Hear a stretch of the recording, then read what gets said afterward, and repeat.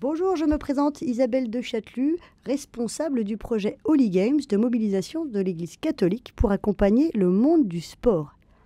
Le 8 mai, lors de l'arrivée de la flamme sur le sol français, les chrétiens se sont rassemblés au stade Pierre de Coubertin. Vous savez, ce stade qui se trouve porte de Saint-Cloud à Paris, tout proche du Parc des Princes et de Roland-Garros.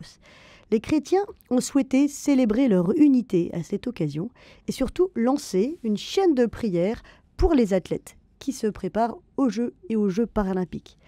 Pas loin de 15 000 athlètes participeront à ces épreuves, 15 000 athlètes venus de 206 nations différentes. Alors, prier pour un athlète, c'est pas prier pour sa victoire, c'est d'abord prier pour qu'il donne le meilleur de lui-même, prier pour que, par le dépassement de soi, le sacrifice, il puisse faire l'expérience de la rencontre avec plus grand que soi. C'est le père René Pichon, qui est prêtre et marathonien, qui nous rappelle que l'état de grâce vient au bout des efforts. Le sportif, en se dépassant, va au-delà de lui-même, et c'est dans cet au-delà de soi-même qu'il peut faire l'expérience de la rencontre avec Dieu. Alors, moi, je vous invite à prier pour ces athlètes. Priez pour ces athlètes qui se préparent déjà aux Jeux.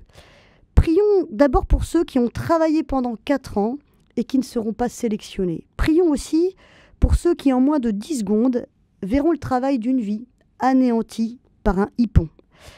Prions avec tous les chrétiens pour que ces sportifs glorifient Dieu par leur corps, comme saint Paul nous y invite. Alors dès maintenant, vous pouvez nous retrouver sur la plateforme de prière pour les athlètes sur le site holygames.fr. Rejoignez cette chaîne de prière pour les sportifs et surtout, rappelez-vous, l'évangile, c'est sport.